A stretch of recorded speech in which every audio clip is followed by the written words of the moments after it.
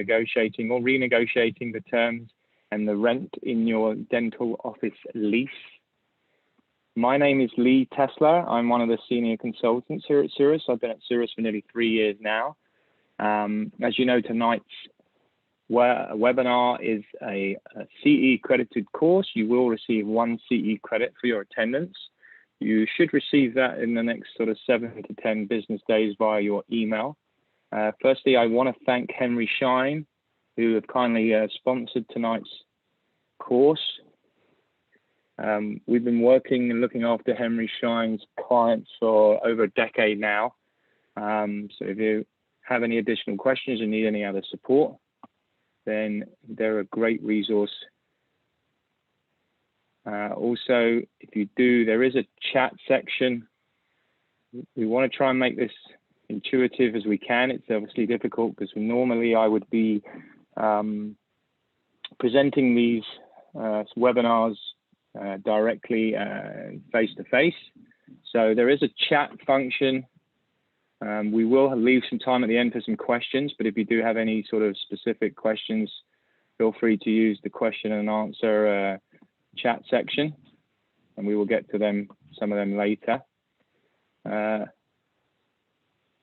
those of you that joined late, there was a little poll on the screen. Hopefully you had a chance to fill that out. Excellent, so let's get going.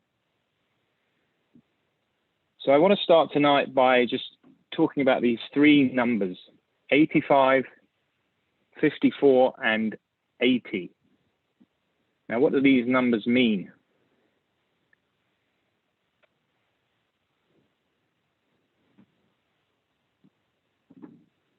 Now, 85% of dentists have a lease that can prevent them from ever selling their practice. 54% of dentists across North America are overpaying in rent for their practice, and 80% of landlords structure their lease to give them the right to at least 50% of the proceeds sell when the practice is sold. We will dig into this a little bit more, but I think it's just important just to understand how important that the dental office lease is. So, who is Cirrus and how have we been, I think it's important for you to understand a little bit more about us and how we've been representing the dental community for over 25 years now. We are essentially a healthcare and dental specialist tenant representation firm. We were founded by dentists for dentists actually in Alberta over 25 years ago, really for the reason that the dental tenant was being taken advantage by the landlord. As you know, it can be an expensive business to enter into, and it can be extremely profitable business to exit out when it comes to transitioning as well. Since our inception, we've negotiated over 12,000 dental and medical office leases. I would say that majority, maybe 75% of our clients are dentists, but we do represent all healthcare professionals, including veterinarians, general practitioners, denturists, rheumatologists. We really do specialize in medical professionals. So what makes us unique is we have an in-house legal and leasing team. So we do everything in-house, and our legal and leasing team consists of lawyers, all with a background in healthcare. They have some ex-brokers and background in commercial real estate. I'm part of the consulting team, and normally I would be lecturing across the country. Obviously, the last year has changed for everybody. And annually, we do represent over 500 doctors throughout North America. As you know, tonight's course is a CE credited course. We deliver over 100 continuing education seminars annually. And we lecture at most of the major dental conventions, including the Greater New York, the Pacific Dental Conference, which actually about a year ago, probably to this date, was the last trip that I made before we went into lockdown. So hopefully we will be able to see start traveling again. The Yankee Dental Conference, California Dental Association. I mean, we really work with dentists nationwide. So before I started the webinar, I asked my team just to put together a slide, just to show some of the recent customers that we've worked with. As you can see, we've worked with customers in Bedford and Dartmouth, Moncton. You may even recognize some names on here.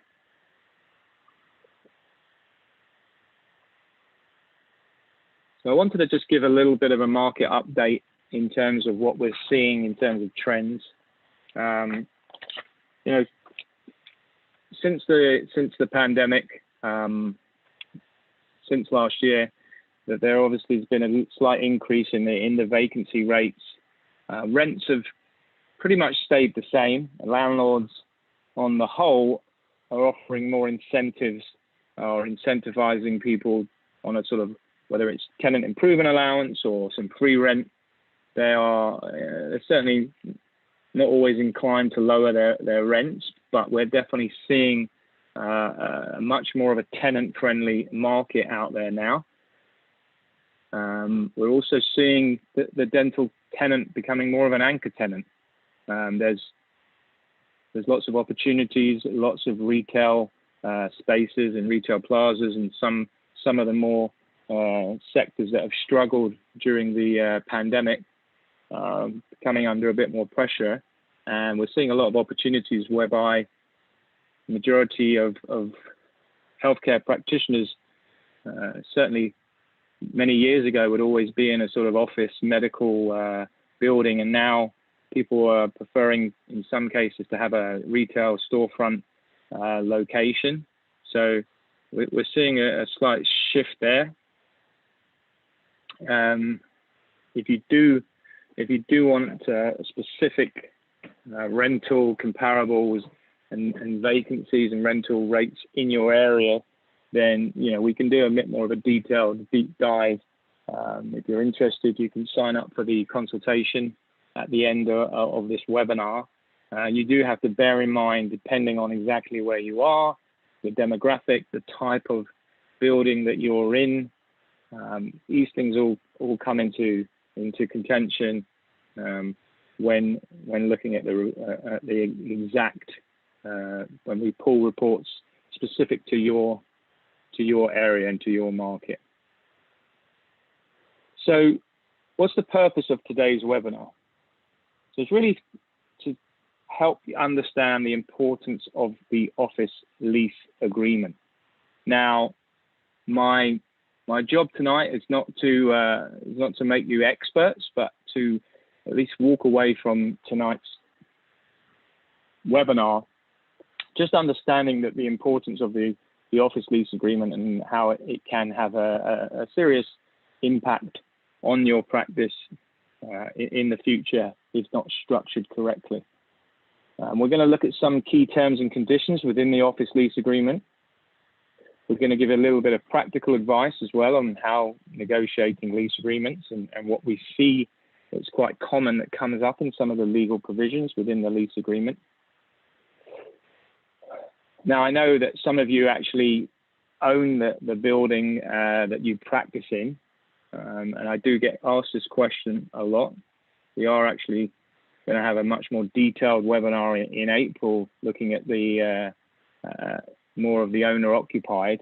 But I think it's important to understand, especially when you have new starts, people that are interested in whether they should actually buy and whether they should lease.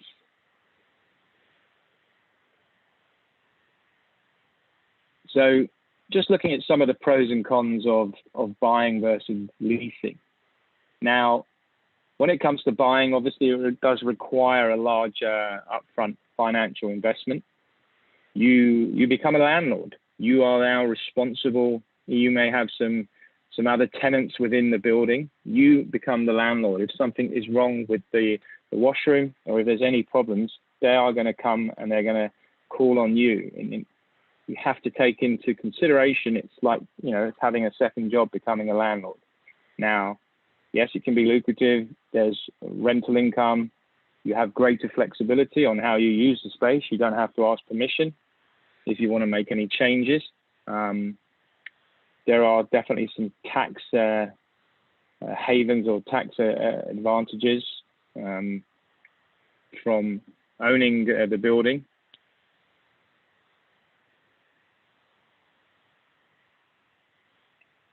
And then leasing. Now, this certainly doesn't require such a large upfront investment, and it gives you greater working capital to actually build out the practice, whether that's new equipment or refurbishment.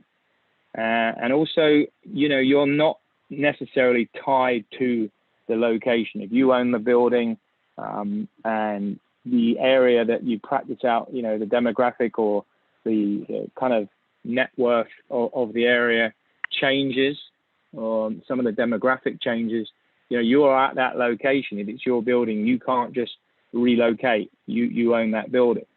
So, you know, you have to bear all these things in mind. But the main thing that the common denominator is the dental office lease. Now, what it's important to understand, whether you do actually own the building, it's still vital that you have what we call an arm's length lease in place, which really just separates the building from the practice. You should have this as two separate entities, two corporations, for liability purposes. But when it comes to actually transitioning, you may actually want to sell the practice and you may want to keep the building. And anyone that comes in, they're going to want to look at the last sort of 3 years of what the lease, what rent is, you've been paying yourself. And if anything happens, if there was an accident or if somebody fell at the space, that they could sue your corporation, they could come after your practice. So it's important to separate the two entities with an arm's length lease. Now, one of the questions I always ask at all my seminars, webinars is, what is the lease? Now, majority of people will say, you know, it's a contract, it's an agreement between two parties, really stipulates the terms, how much rent one is paying, and for how long.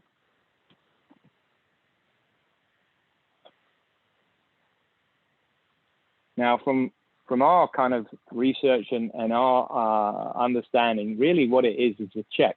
And it's actually one of the largest checks that you will write in your professional working career. If you take away maybe buying a house, if we took an example of a 2,000 square foot practice, and if you were paying $5,000 a month in rent, the average dentist statistically stays in a space for 22 years.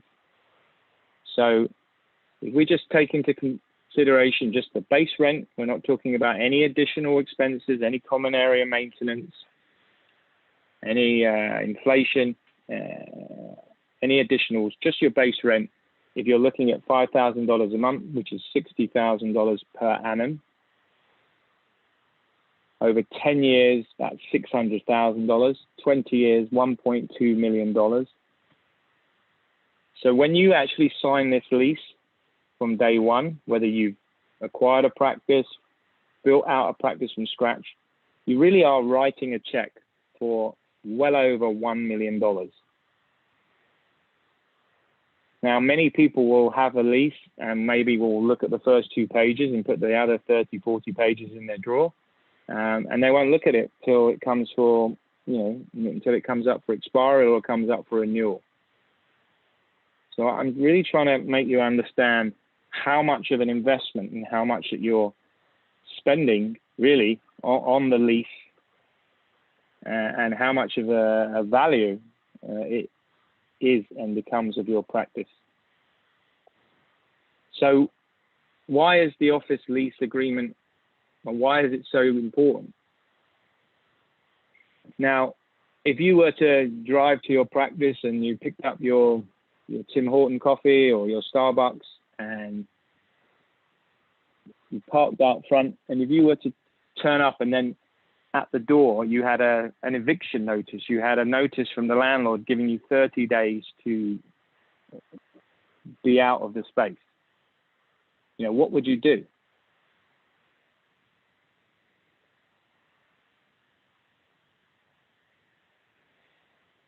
Now, as we know, you're not an accountant, you're not a lawyer, you can't just pack up your equipment over the weekend.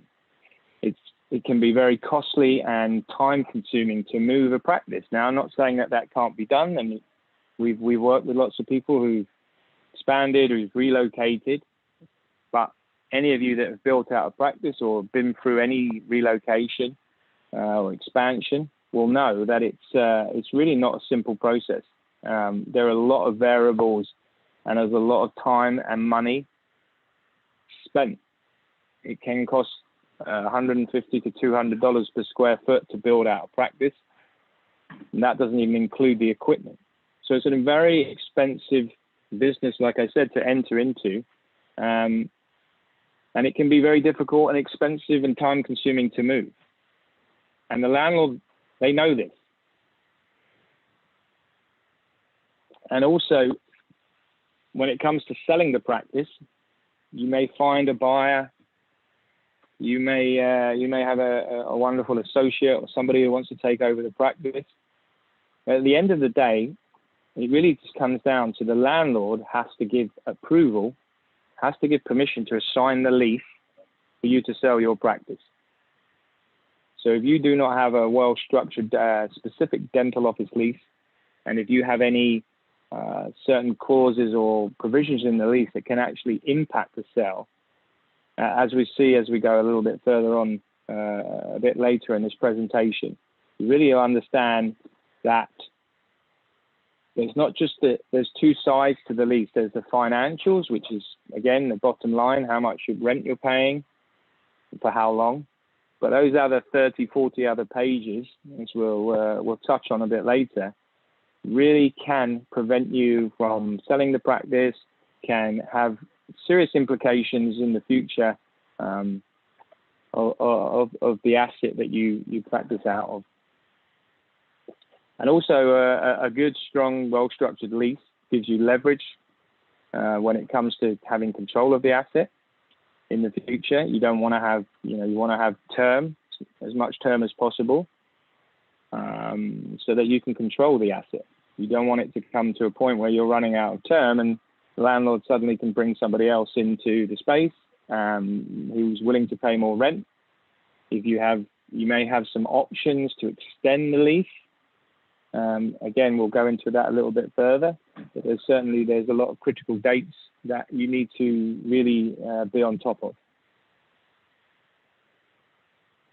So what are the three key sellable components of your practice when it comes to, a practice transition broker, speak to Henry Schein, or what do they take into account when it comes to actually selling the practice? So the first thing that they look at is the equipment.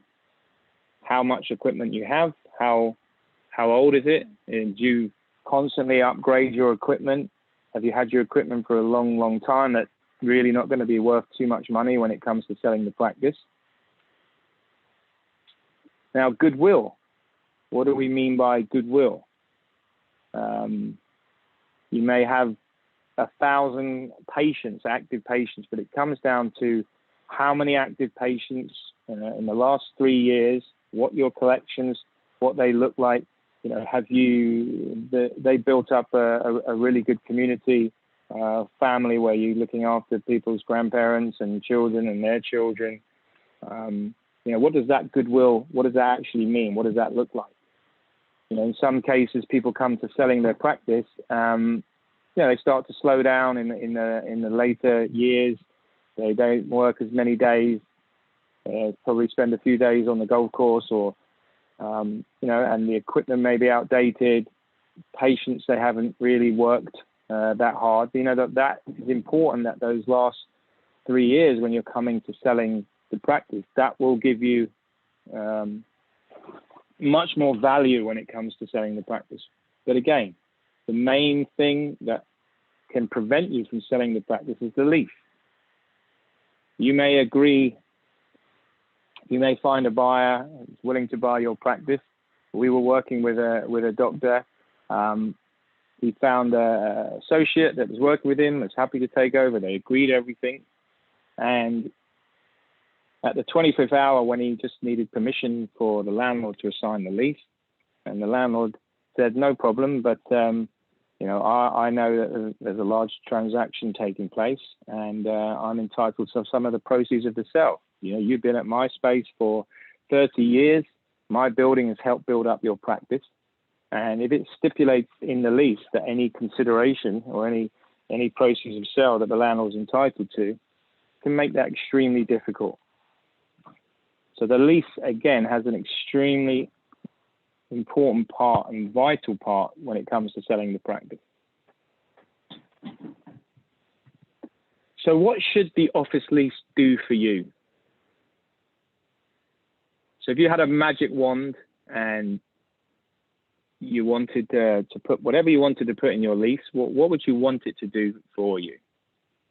So you want it to provide fair and affordable financial terms. So what do I mean by that? I mean, you want to be paying fair market rents. There will always be a premium for a dental practice, but you want to make sure that you are paying fair value, market value for your rent. You also want to look at some of the common area maintenance and the additional operating expenses. Now, there's not much that you can do when it comes to the tax and insurance, but any additional common area maintenance, you want to make sure that if you're paying an additional expense, that you know, first of all, exactly what you're paying for, and what you are paying for is actually being done, whether it's any landscaping, snow removal, whatever it is, who's responsible. And if you're paying an additional expense, you want to make sure that you have a detailed itemized statement. You want to have the right to audit. You want to have transparency, and you want to make sure that the landlord has accountability for that. You also want to have long-term stability and security. So again, what do I mean by that? You want to make sure that you have control of the asset. So lots of people make the mistake that they have a lease and it's expiring in 5 or 10 years, and they feel that when it comes to that time, they're going to sell the practice. They're not going to extend the lease. They don't want to commit for a longer term. And they make a key mistake, because when it comes to selling the practice, majority of buyers, or majority of people that are going to take over the practice, they're going to need to get a loan, get finance, and the bank, most likely they're going to have to amortize that loan over a period of time of the lease. So you need to have term and runway on the lease to control it. As long as it's structured correctly, if you're in a viable location and a good asset, there's no reason why you can't sell the practice, even if you have term remaining. As long as, like I said, that the lease is structured correctly, and we'll go through some of that a bit further on. What you don't want to do is run out of term, whether that's just with options or just pure term. You want to make sure that you have control of the asset. You also want to minimize risk and exposure.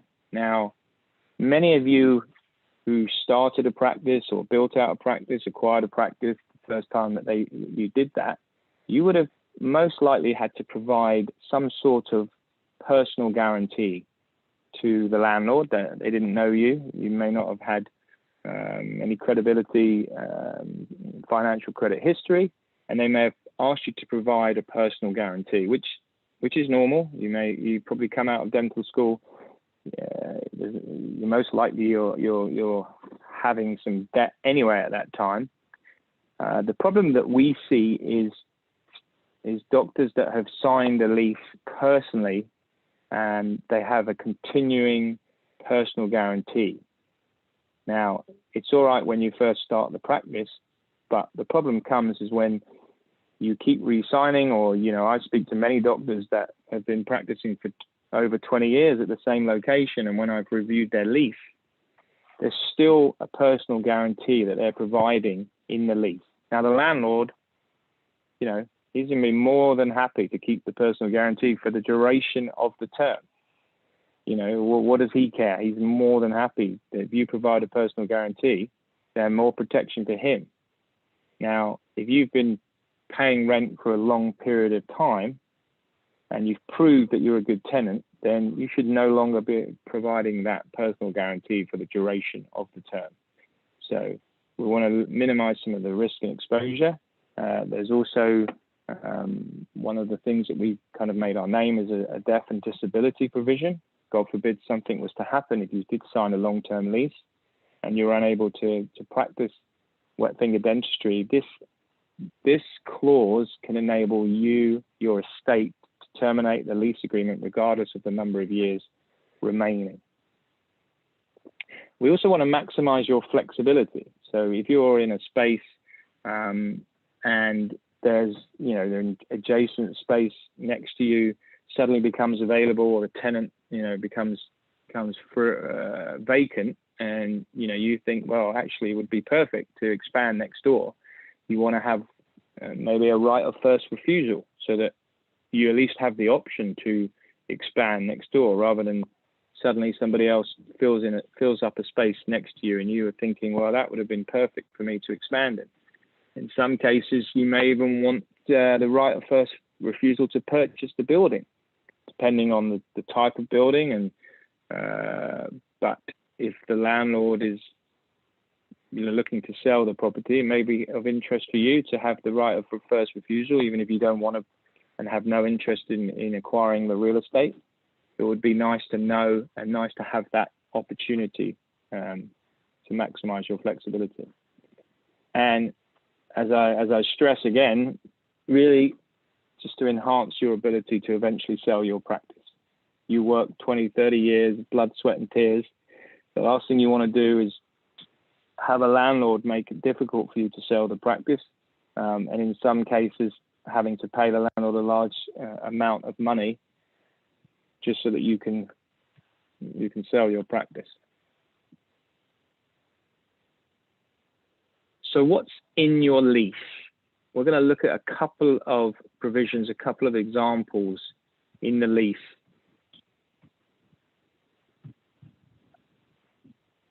The first example that I want to just talk to you about is the option to renew provision. So this is found in 90% of leases. So just take a minute, if you could just read through this paragraph, and then we'll go through it.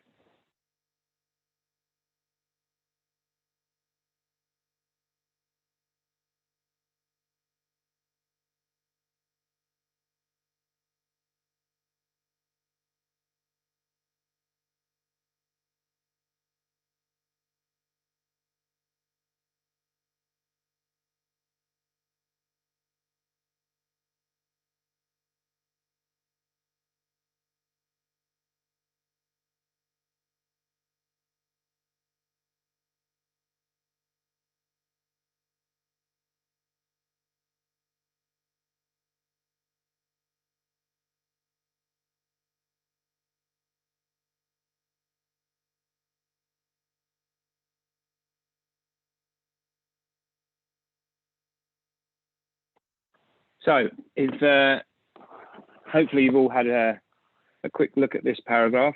Hopefully there's some understanding. I'm reading through pages and pages of these every day, so it may look a bit foreign to you. So let's touch on this example. So the first thing it says is that provided that Dr. Joe Black shall remain as the tenant. Now the tenant, the T is capitalized. What that means is that as long as Dr. Joe Black is the tenant, then they can have however many options that were agreed.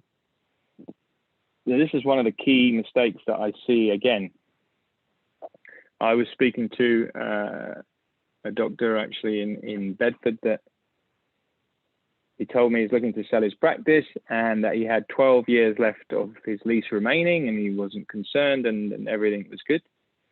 He had plenty of time to sell the practice for the eventual new buyer to take over.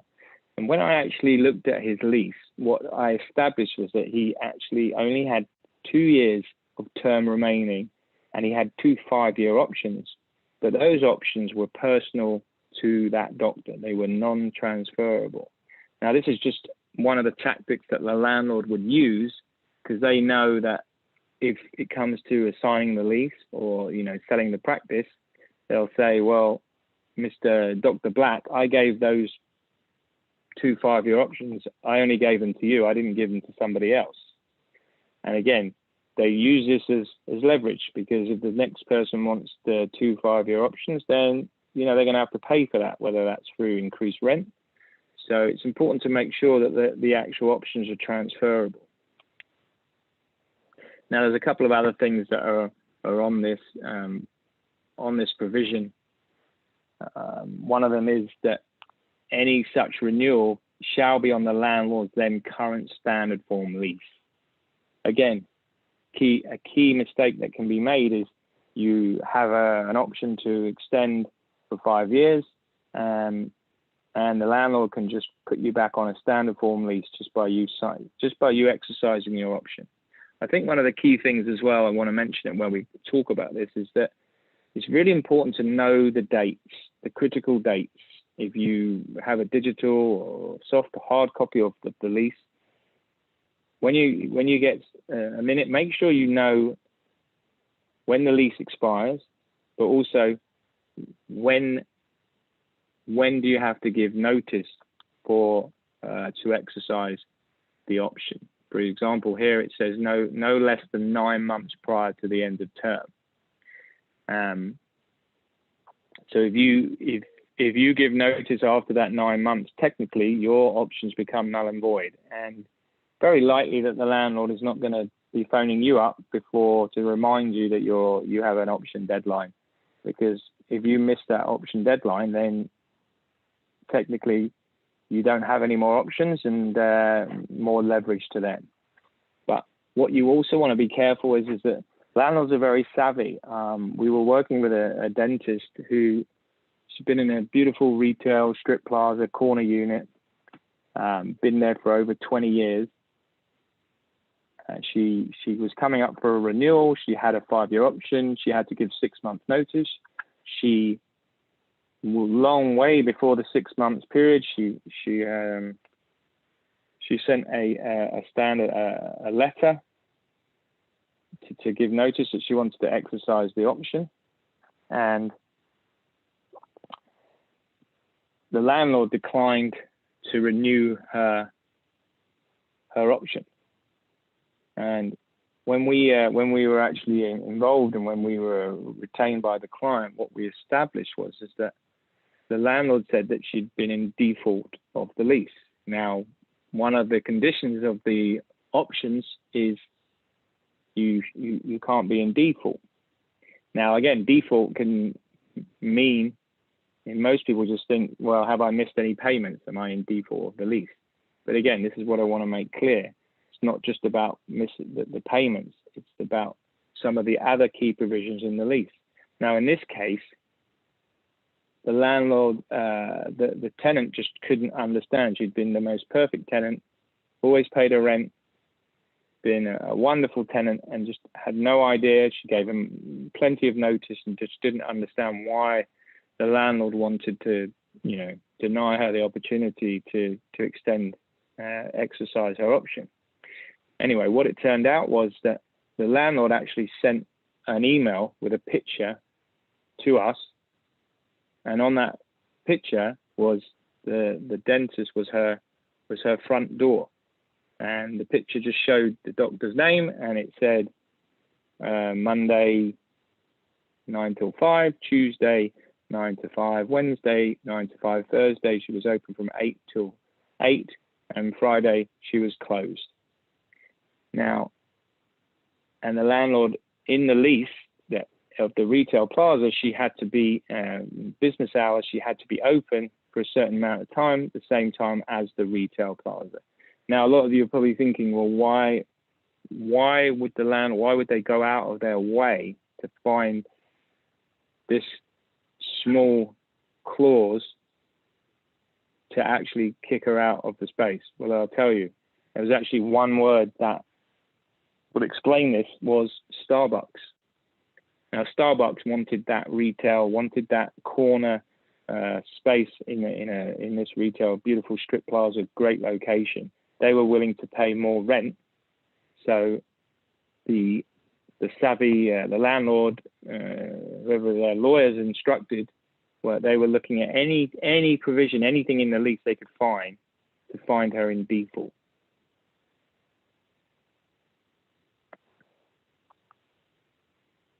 So it's just an example of how important other things are in the lease are.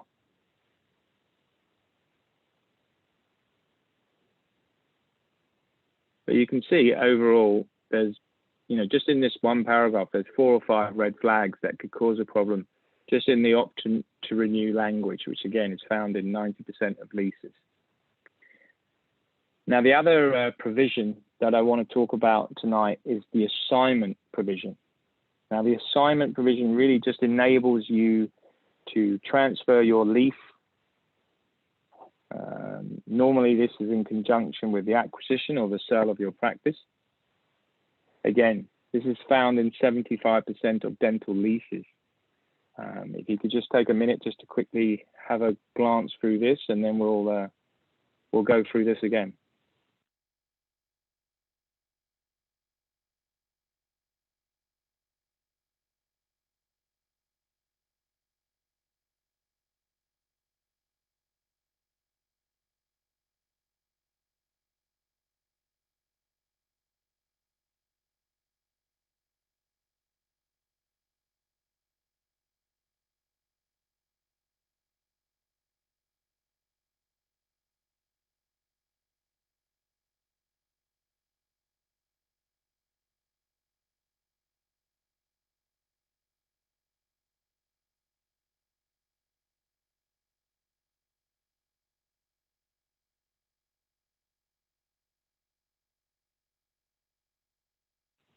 So let's look at this in a little bit more detail.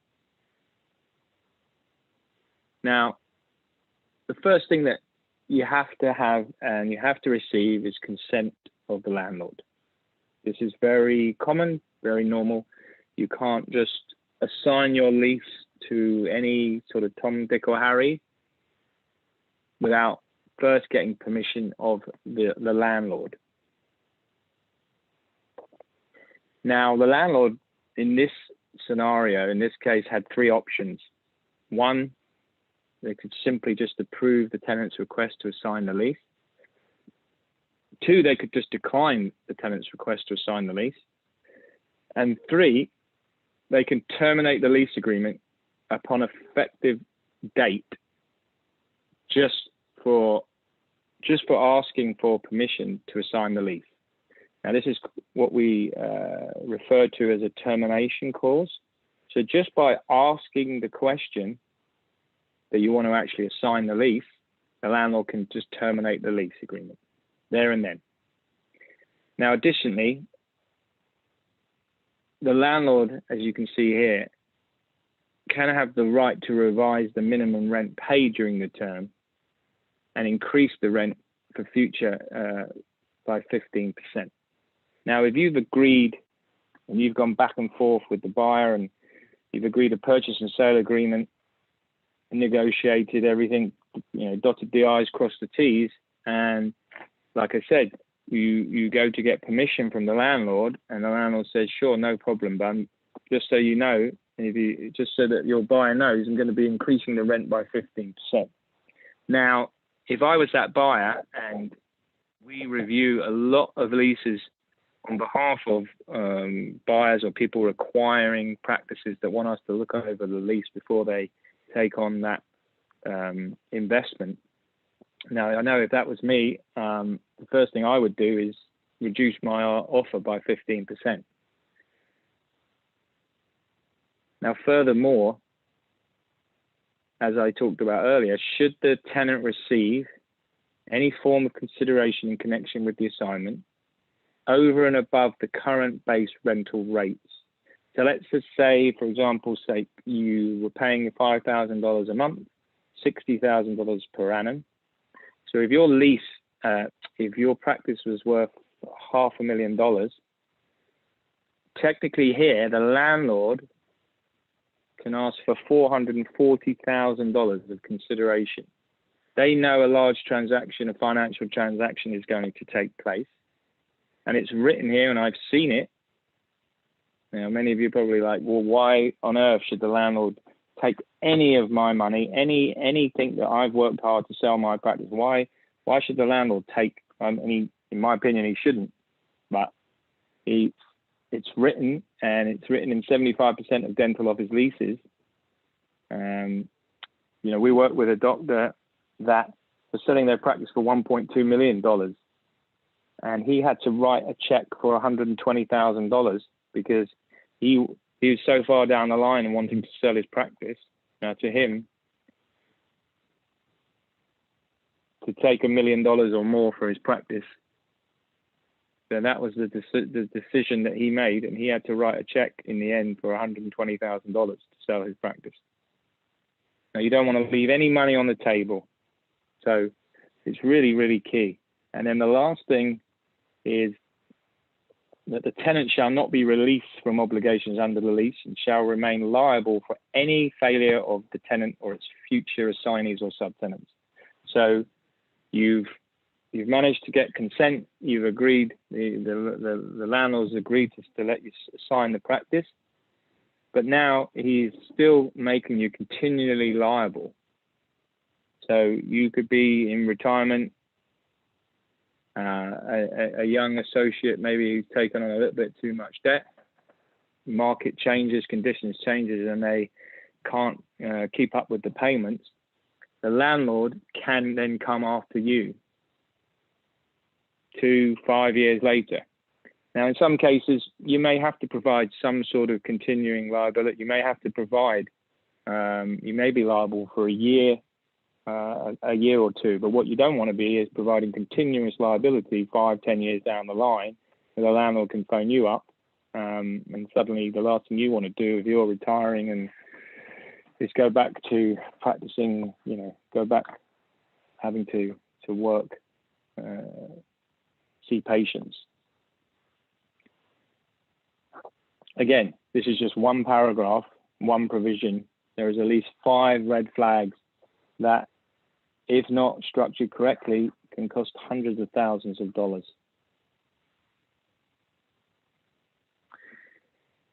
Now, there is at least 20 other provisions. Again, we're not going to go through all the provisions and everything, just for the interest of time. But there's lots of other provisions that can cause you can cause a problem. A demolition clause, relocation clause. Again, sometimes some people will have a demolition clause. It can be in a lease.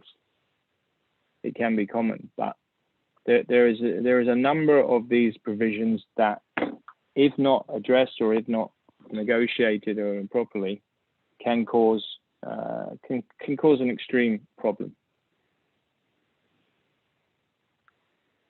Now, this is a slide that I pulled together actually from one of my lease negotiators who used to work on the landlord or dark side, whatever you want to call it. And this is a tenant lease cycle. Now, as you can see, we recommend starting the process to at least engage, at least looking at the lease, at least 2 years before your expiry. Now, the reason we recommend this is from a lot of things that we've talked about tonight.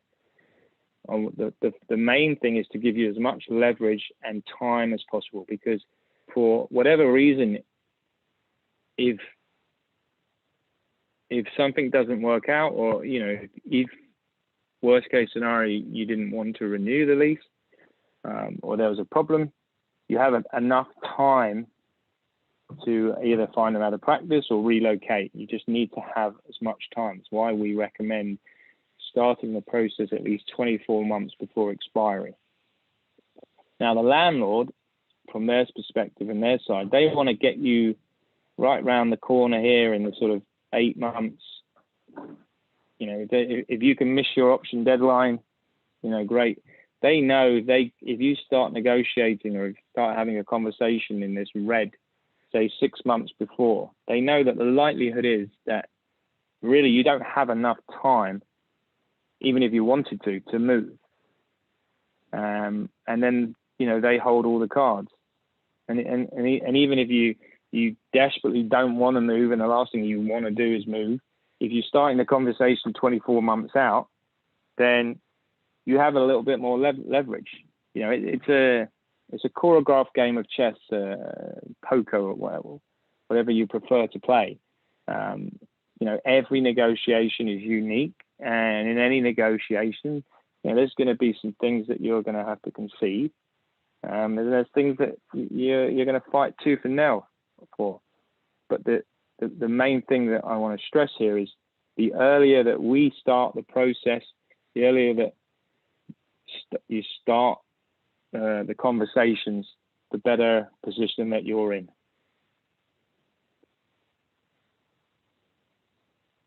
Now we are seeing an unprecedented opportunity to reset some of the financials in lease renewals. If you are looking to maybe expand or set up a satellite office, new start, if you've been associating and you want to start your own practice, financing is at some of the lowest rates of our lifetime. I know that Henry Schein and in terms of in equipment and supplies will be most certainly looking after you and giving you the best deals. And landlords they're desperate to fill vacancies, so it's a great time to be having those sort of conversations and thinking about opportunities in a market where some people maybe are a little bit risk averse. Sometimes, as we know, that these downturns or these times in market can provide opportunities for the future. So I just want to talk a little bit about some of the strategies and tactics for winning lease negotiations. How Cirrus, how have we been successful in negotiating leases?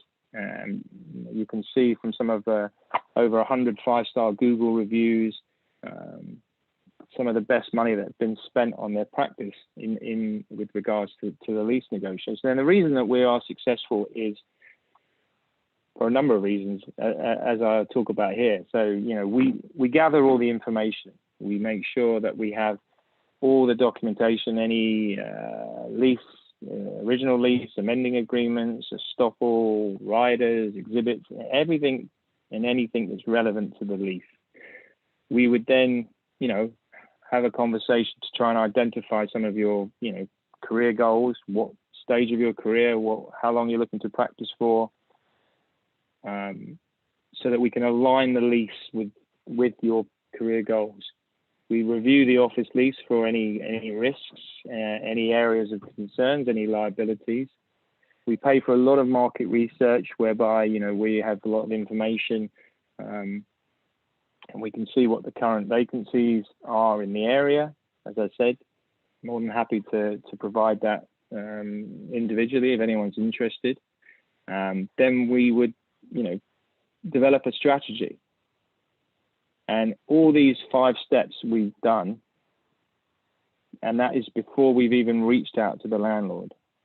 And the mistake that lots of doctors, lots of people make, and hopefully that, even if you're going to be looking for your lease tonight, phoning up your landlord, have I got this? Can he take any proceeds of sale? Like that's one of the mistakes, that you have a conversation with the landlord and, this is what they do. They negotiate. They do it every day. So they know what to ask. They know what they're looking for. So, we do a lot of work before we even reach out to the landlord.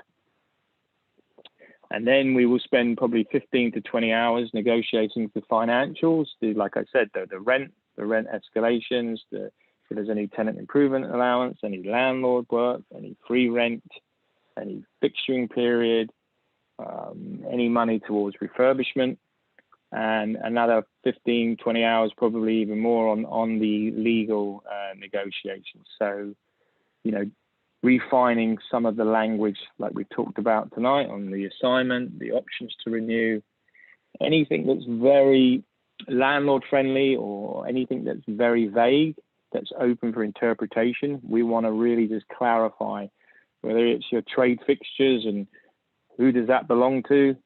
We want to make sure that everything is detailed and defined in the lease agreement. And then, we're with you until you have a final executed lease review.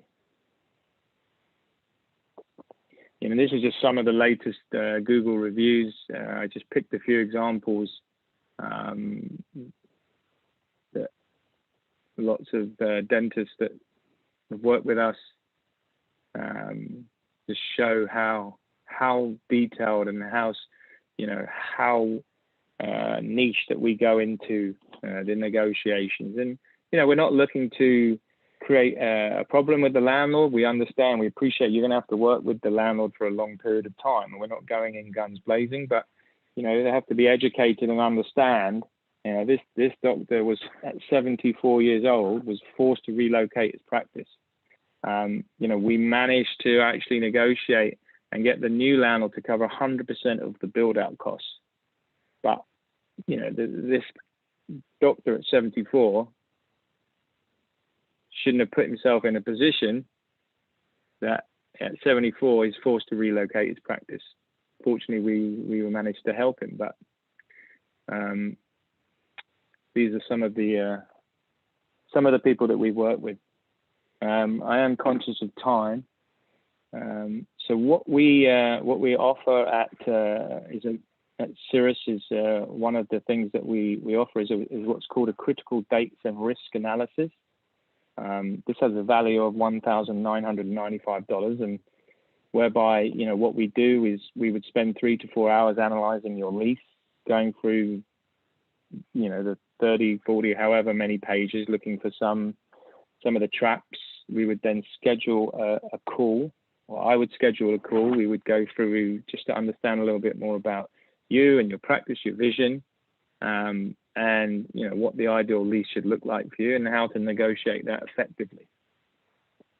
Now, thankfully, to our wonderful sponsors at Henry Schein, they have waived the fee for the critical dates analysis risk that we provide. And for those of you that are interested, and even if you don't have a lease or if you own a building, right, you're all entitled to the complimentary consultation.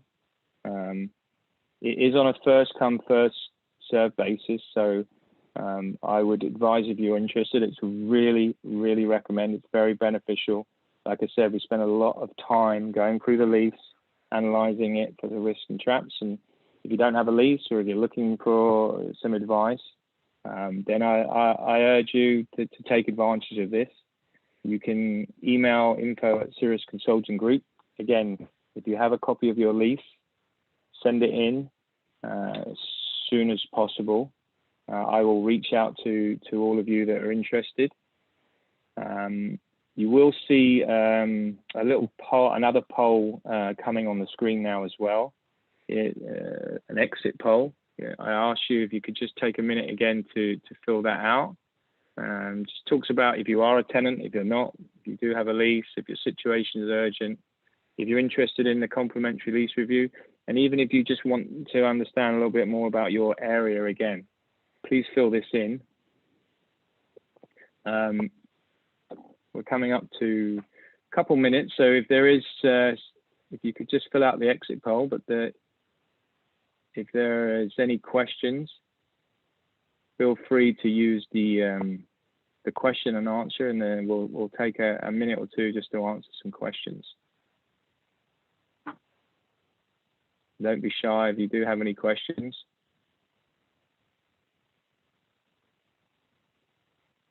I see one question coming in.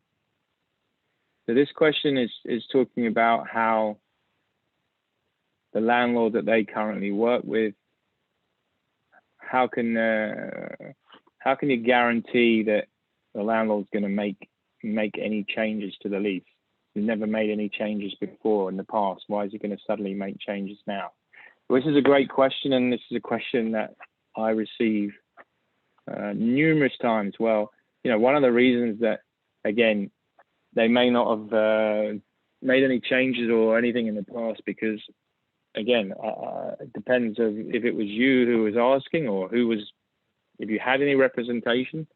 You know, the landlord's not gonna offer anything if it's not asked in the right way.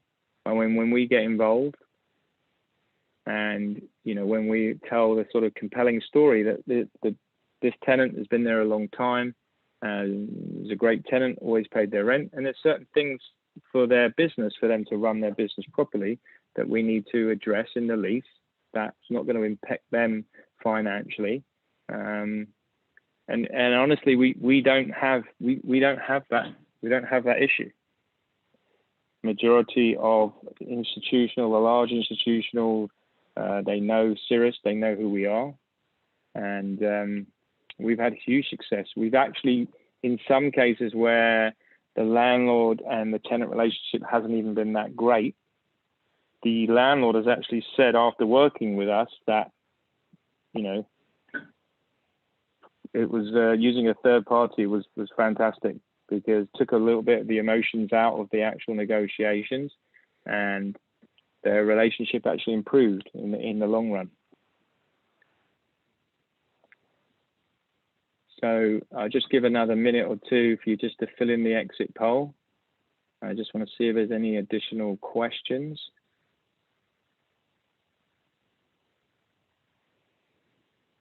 There's someone saying here, if I own my building, why is it important for me to have a lease? I don't know if you joined a little bit late, but again, like I said, it's still important to have a lease that separates the building and the practice, because in the future, you may want to sell your practice and keep the real estate. We can certainly have a discussion offline and go into a little bit more detail on that.